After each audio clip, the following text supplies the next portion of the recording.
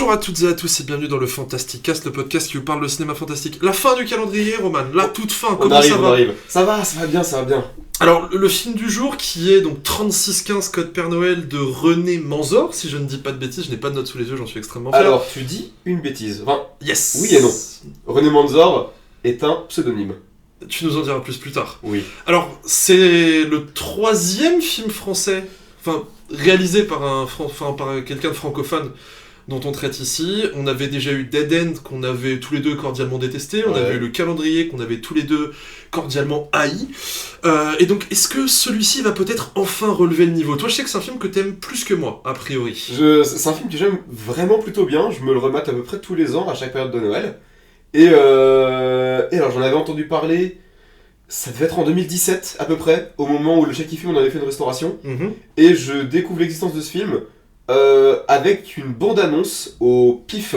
J'en avais appris l'existence à la même époque, alors je l'ai pas vu tout de suite, je l'avais pas vu au moment de Shaky Film parce que le pitch me vendait pas vraiment du rêve.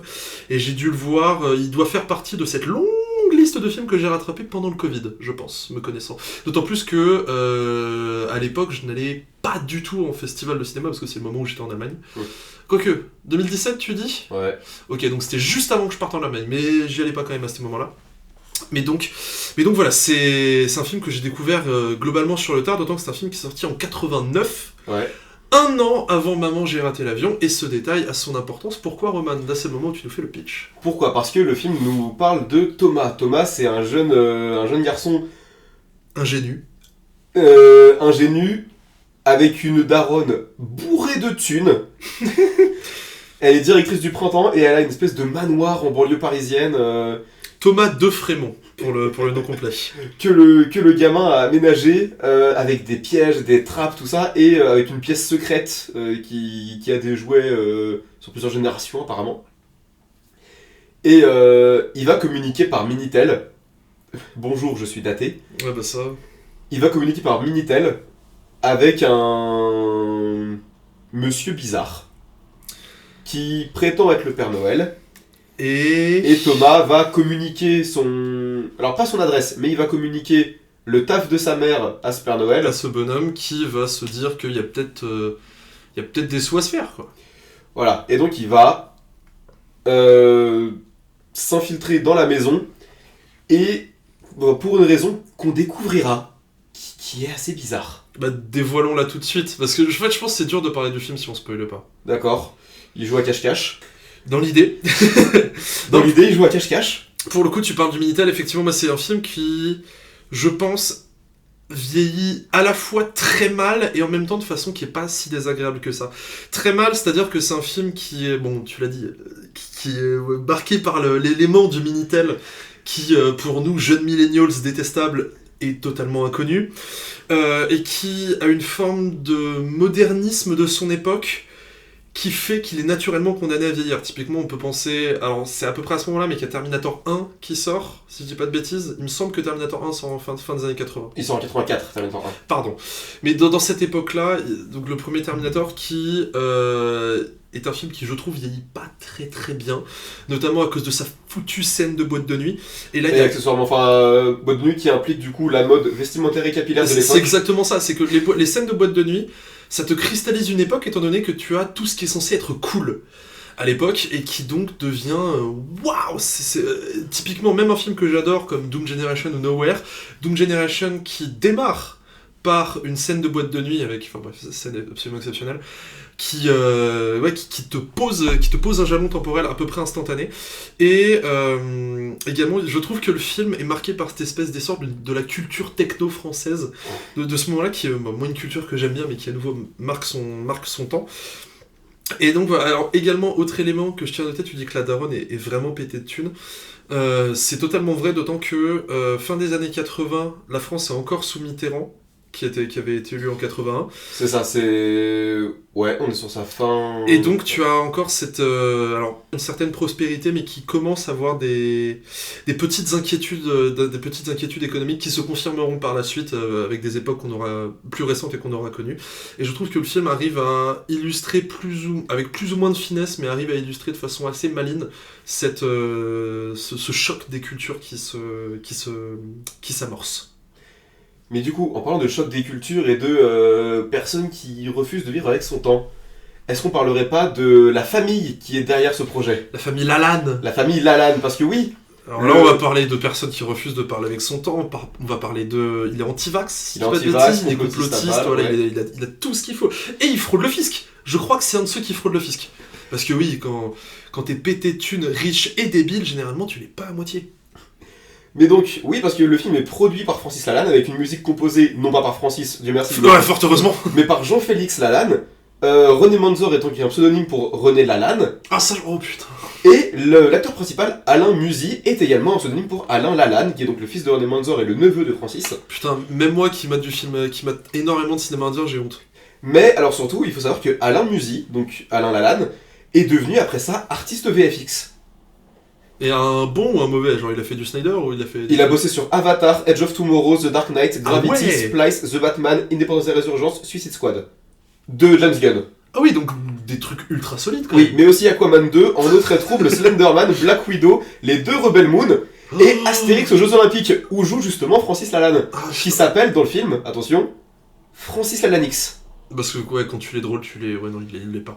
Mais Rebel Moon, je les ai vus depuis... Bah, je les ai vus depuis... Je sais plus, on en avait parlé un épisode, il me semble, je suis à peu près sûr. Mais je les ai vus. Et même moi, qui suis pourtant une Snyder Bitch, c'est super compliqué, Rebel Moon. Hein. Enfin, il y a des trucs à sauver, mais c'est long. Non, et donc toi, globalement, 3615 Code Père Noël, qu'est-ce que tu en penses? Mais pour moi, c'est un bon home invasion, franchement. Le gamin, on peut le trouver insupportable, moi ça va, en soi. Je le déteste pas. Par contre, alerte aux personnes sensibles, il y a un chien qui meurt. Oui, et en plus un chien qui est adorable. Voilà, donc pas touche au Et dogo. c'est moi qui suis Team Chat qui dit ça. Hein. Pas touche au dogo, ça c'est très important. Mm-hmm. Mais ouais, bon home invasion efficace, avec une vibe certes datée, et une photographie qui l'est tout autant. Ouais, la photo elle est pas belle. Hein. mais je trouve ça passe, et alors, de motivation quand même très floue de ce Père Noël, parce que du coup le mec va se déguiser en Père Noël pour home invader Thomas et son grand-père. Mm-hmm. Grand-père aveugle, enfin, Ouais, globalement, ouais, pas si. moitié aveugle et diabétique, et qui doit prendre ses piqûres d'insuline. Mm-hmm. Il y a tout un enjeu sur ça sur la fin. Mais globalement, tu comprends pas du coup si son but. Alors on a dit qu'on se parlait du coup, mais si son but c'est juste de jouer à cache-cache avec Thomas, parce que littéralement à la fin il l'attrape et il lui dit: je t'ai trouvé, maintenant c'est à toi, compte jusqu'à 20. Pourquoi es-tu le chien? Pourquoi il s'en prend au grand-père? C'est la partie de cache-cache la plus hardcore de tous les temps. C'est ça, mais surtout, genre, il l'a trouvé quoi. C'est pas juste cache-cache, ça s'arrête quand tu trouves, pas quand tu attrapes la personne dans tes bras. Bref. Mais oui, et ouais. Si on veut aller si on veut poursuivre le côté complotiste de Francis Lalanne, bah, le gamin, vu qu'il a jamais vu le Père Noël, il commence à douter de son existence, et il commence aussi à douter de l'existence de Napoléon et de Vercingétorix. C'est ça, c'est finalement quelque part on est sur la thèse complotiste. Hein. C'est ça. Et je pense que par contre, je sais pas qui a écrit le film, si c'est Manzor ou pas. Il me semble que c'est Manzor. Mais il aime son fils Manzor parce que... C'est Manzor, je viens de vérifier. Parce que du coup, le gosse a 9 ans, il répare des jeux vidéo, des voitures, il sait conduire, il code des logiciels, il gère un système de vidéosurveillance chez lui, il invente des pièges dans sa maison. On est en 89, hein, je vous rappelle, il n'y a pas de tuto sur YouTube à l'époque. Macaulay Culkin à côté, c'est rien du tout. Le gars, c'est le MacGyver du Home Invasion. Mais non, mais il fait passer MacGyver pour sa petite pute, surtout. C'est John Kramer, le gosse. Non, pour le coup, il y a un élément dans le film qui m'interloque, on va dire, à chaque fois que je le vois, c'est que c'est quand même un film qui est hyper étrange dans sa tonalité. C'est un film qui est beaucoup trop violent pour être un film pour enfants. Mais c'est un film qui n'est pas assez rentre-dedans et premier degré pour être un film entre guillemets pour adultes. Mais là, c'est une tonalité que je trouve assez étrange, alors qui participe à son charme, d'autant que le film s'inscrit dans une... Enfin, le cinéma fantastique en France, oui, alors on avait fait un épisode dessus, on vous renvoie vers celui-ci, mais ça a toujours été une histoire amour-haine assez compliquée, et on sait que les années 90, bon, en termes de films d'horreur, les années 90, c'est loin d'être le Jardin d'Éden, mais que Les tentatives vont être assez peu concluantes jusqu'au sinistre début des années 2000 où il y a les French Frayeurs, ça c'est chouette, mais il y a aussi toute la vague Brocéliande, Promenade dans les bois, Pharmacien de garde. Oh, celui-là il est magnifique. Même Maléfique, je sais qu'il a ses fans, moi je suis vraiment pas très très fan de Maléfique. Et pour une proposition un peu chouette comme les Rivières Pourpres, t'en avais vraiment des merdes derrière. Vidoc.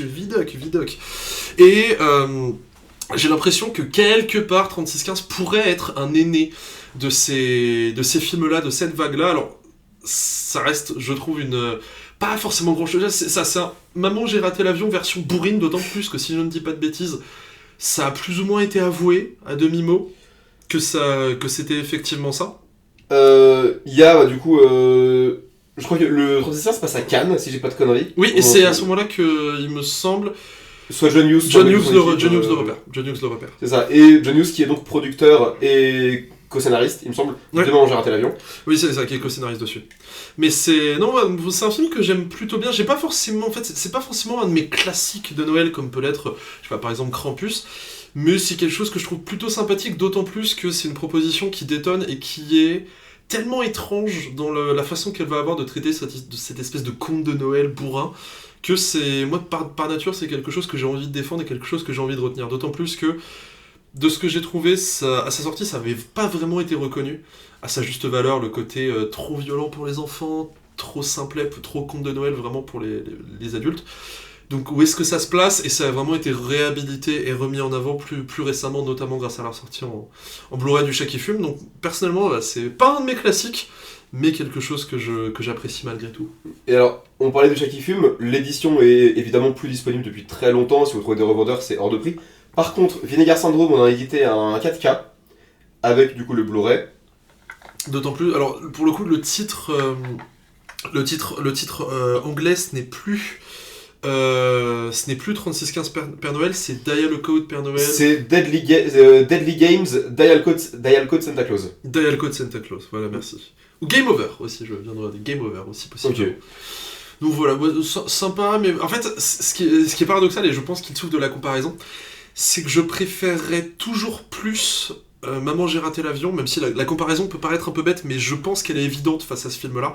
Je préférerais toujours plus Maman, j'ai raté l'avion et sa suite que 3615.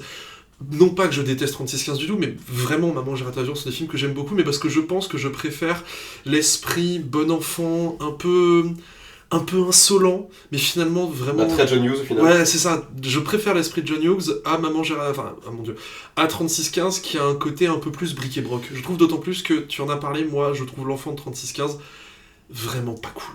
Vraiment pas cool parce que, enfin je sais pas, à nouveau, je sais que c'est très bête de critiquer par une comparaison, mais à nouveau, les deux sont vraiment tellement évidents.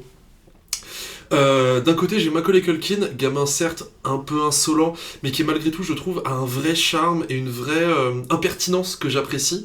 Là où celui-là, le petit Thomas de 3615, bah, pour moi, c'est vraiment juste un petit con. En fait, c'est-à-dire, il me rappelle les suites de Maman, j'ai raté l'avion 2. Et je parle vraiment du 3, 4, 5. Le 3 encore, ça va. Franchement, t'es généreux. Hein. Franchement, t'es généreux. Je pense que je préfère le 5. Le 3, le 3 il se passe rien. Ouais, après, on parle beaucoup de Maman, j'ai raté l'avion. Maman, j'ai raté l'avion, c'est pas... Enfin, on va pas se mentir, c'est pas... Le cœur du film, c'est pas les pièges tendus au braqueur, ça c'est le... Non, c'est toute la fin. C'est le dernier quart, ça seulement. Mais il y a tout ce qui se passe avant, qui pour le coup n'a rien à voir. Et ce serait... Enfin, oui, il y a de l'inspiration pour la fin, ça c'est sûr et certain, je pense, mais... Maman, j'ai raté l'avion n'est pas un plagiat de 3615. Non, pas un plagiat, mais j'y vois quand même des éléments de remake assez évidents, personnellement. Juste sur le dernier quart. Comme, même en général, je trouve le côté un peu jeu du chat et de la souris qui s'avoue à moitié, pour moi, ça me chatouille quand même un peu. Mais, enfin, après, je le vois comme un remake, comme, je sais pas, Profession Profiler serait un remake de And They Were None de Agatha Christie, typiquement. C'est que, certes, les actes vraiment remake ne sont que certains éléments du film, mais la trame globale n'est plus qu'une espèce de réinspiration plus ou moins bien digérée et recrachée. Ok. On a terminé sur 3615 ? On a terminé.